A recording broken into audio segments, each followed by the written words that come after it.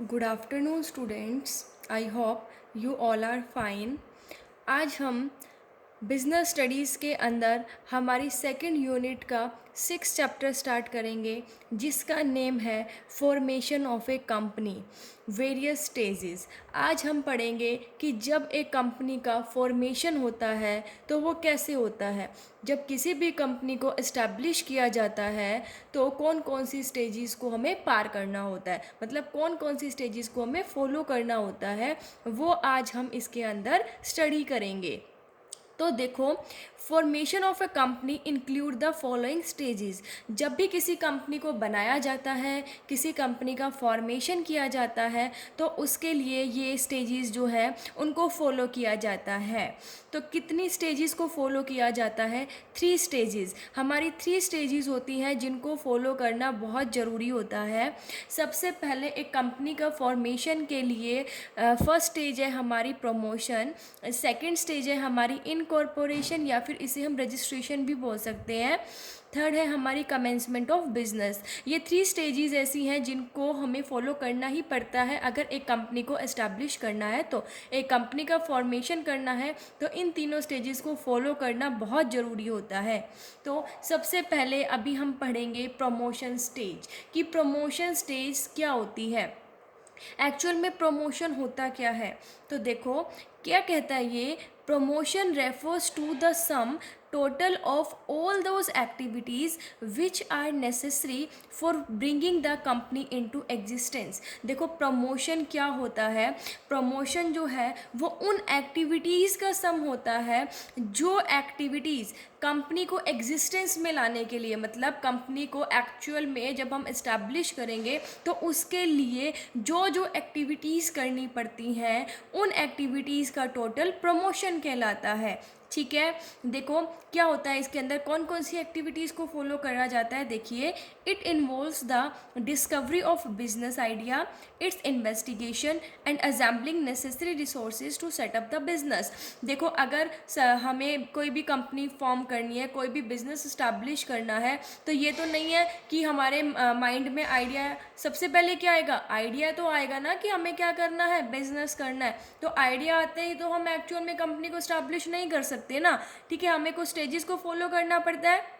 तो प्रमोशन के अंदर कौन कौन सी एक्टिविटीज़ आती हैं, सबसे पहले बिजनेस आइडिया की डिस्कवरी करना। ठीक है, हमारे माइंड में आइडिया आ गया कि हाँ हमें बिजनेस करना है। ठीक है, फर्स्ट हमें ये आइडिया आ गया, तभी हमने सोचा कि हमें बिजनेस इस्टेब्लिश करना है, तो हम बिजनेस आइडिया की डिस्कवरी करेंगे। ठीक है, डिस्कवरी करना आ गया इसके अंदर, उसकी इन्वेस्टिगेशन, अब आइडिया तो आ गया लेकिन हम उसकी इन्वेस्टिगेशन भी तो करेंगे ना कि क्या वो चीज़ हमारे लिए है नहीं है, मतलब प्रीलिमिनरी इन्वेस्टिगेशन करेंगे, डिटेल इन्वेस्टिगेशन करेंगे कि क्या हम जो बिज़नेस इस्टेब्लिश करना चाहते हैं वो चलेगा या नहीं चलेगा।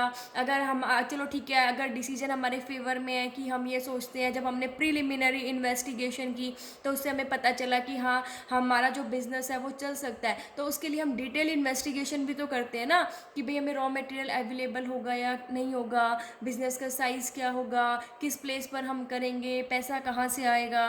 तो ये सारी एक्टिविटीज़ भी प्रमोशन स्टेज के अंदर करते हैं। और then assembling necessary resources to set up the business, और बिजनेस को सेट करने के लिए अब जो रिसोर्सेज हमें चाहिए, ठीक है, उनको भी हम क्या करते हैं, इकट्ठा करते हैं।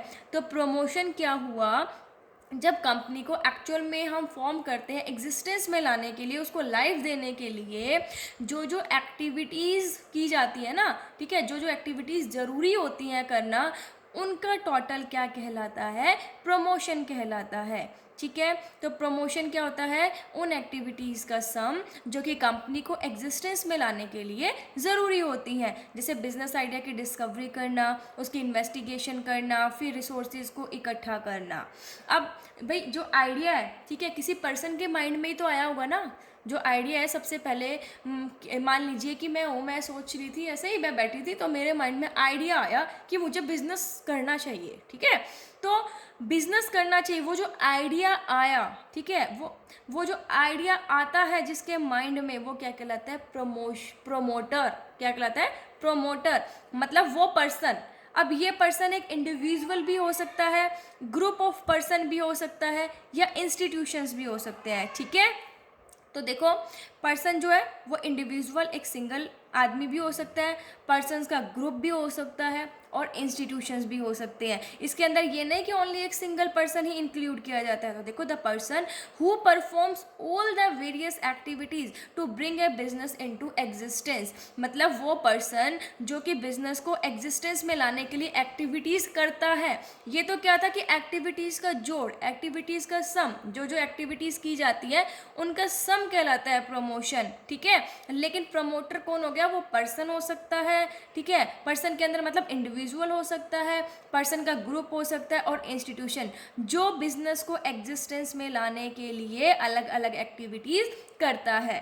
तो देखो, promoter conceives the business idea and takes all initiatives to form a company. देखो, मैंने अभी बताया था कि सबसे पहले जो माइंड में जिसके आइडिया आता है उसे हम प्रमोटर कहते हैं, क्योंकि प्रमोटर ही है, वो आइडिया आया, ठीक है, उसके बाद वो इन्वेस्टिगेशन करेगा, रिसोर्सेज को एग्जाम्पल करेगा, तो वो क्या होता है? प्रमोटर ही होता है। तो प्रमोटर जो है वो बिजनेस आइडिया को कंसीव करता है, उसके बाद उस कंपनी को एस्टैब्लिश करने के लिए, इनिशिएटिव मतलब स्टार्ट, ठीक है, एक्शन लेता है। वो क्या करता है? कंपनी के लिए वो जो भी इनिशिएटिव्स लेने हैं, उसको जो भी एक्शन लेने हैं, जो भी स्टेप्स लेने हैं, ठीक है, वो सारे वो लेता है। मतलब बिजनेस आइडिया को कंसीव करता है, उसके बाद कंपनी को बनाने के लिए जो भी स्टेप्स लेने होते हैं वो प्रमोटर लेता है। इट मीन्स कंपनी को एक्चुअल में एग्जिस्टेंस में लाने के लिए जो जो एक्टिविटीज़ एक पर्सन करता है उसे हम प्रमोटर कहते हैं।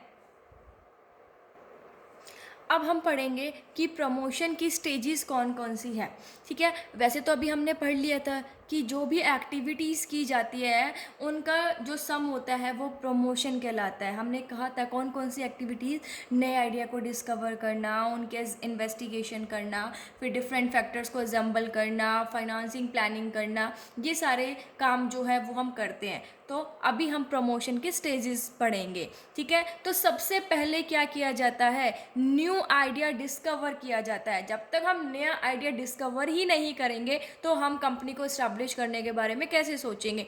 तो सबसे पहला काम क्या है? नए आइडिया को डिस्कवर करना। ये कहता है the promotion of business starts with the discovery of new idea. जैसे ही एक नए आइडिया आता है वैसे ही क्या हो जाता है? बिजनेस का प्रमोशन स्टार्ट हो जाता है। The idea of starting the business enterprise is conceived by the promoter। और ये जो आइडिया आता है कि बिजनेस को चलाना है, बिजनेस को स्टार्ट करना है, वो किसके माइंड में आता है? सबसे पहले प्रमोटर के माइंड में आता है। ये कहता है the idea conceived should be applicable and feasible.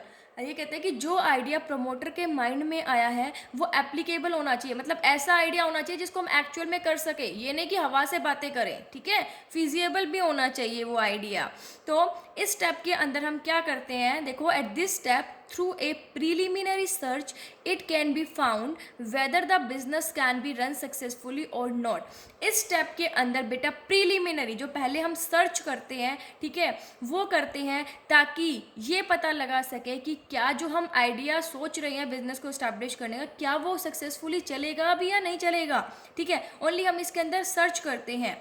Further steps are taken only after being satisfied with the possibility of the success of business। और आगे के स्टेप्स हम जब ही लेंगे जब क्या होगा? जो हम सेटिस्फाई हो जाएंगे, जो हम सर्च कर रहे हैं उससे अगर हम सेटिस्फाई हो जाते हैं, ठीक है, तो आगे के स्टेप्स हम जब ही लेंगे। अब भाई नया आइडिया है, नया आइडिया कैसे आया होगा आपके माइंड में? या तो क्या हुआ हुआ आपने देखा होगा कि हाँ इस प्रोडक्ट में कुछ कमी है, तो क्यों ना हम अपना मतलब ऐसा बिजनेस स्टार्ट करें कि जिससे क्या हो, वो जो उसकी जो कमी है प्रोडक्ट की वो पूरी हो सके। या फिर आपको कोई ऐसा मतलब नहीं मिल रहा हो प्रोडक्ट जो आपके टेस्ट के अकॉर्डिंग हो, तो आप भी चाहोगे कि भाई क्या हो, मैं अपना बिजनेस स्टैब्लिश करूँ, मतलब कुछ देख के, वहाँ पे कुछ मार्केट में जो कमियाँ देख के ही आइडिया आता है, ठीक है।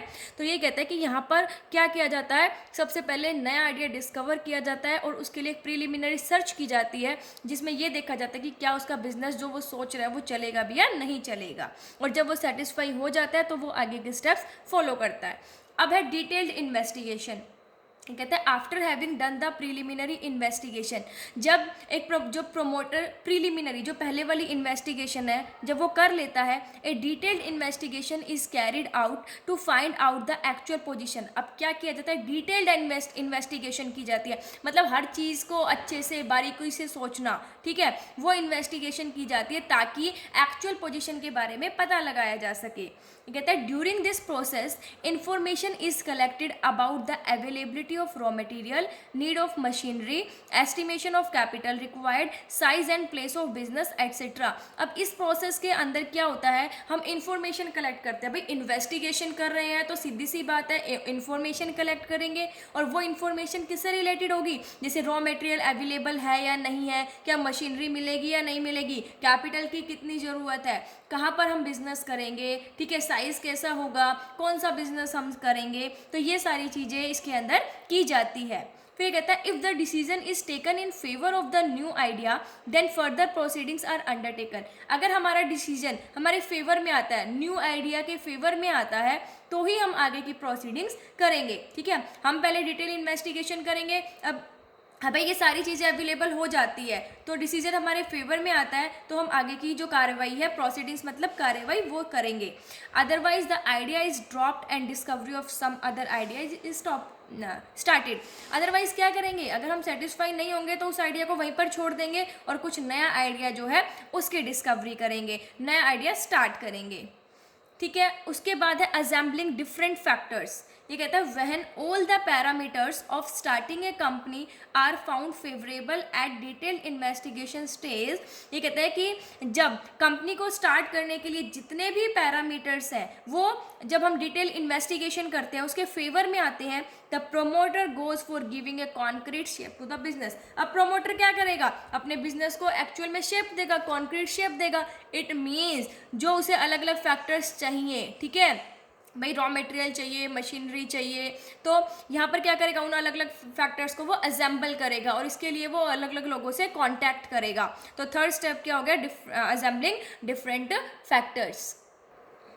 लास्ट स्टेप है हमारा फाइनेंसिंग द प्री पोजीशन, मतलब इसके अंदर हम क्या करेंगे, फाइनेंशियल प्लानिंग करेंगे। कहता है at this stage financial planning is done. इस स्टेज पर क्या किया जाता है, फाइनेंशियल प्लानिंग की जाती है।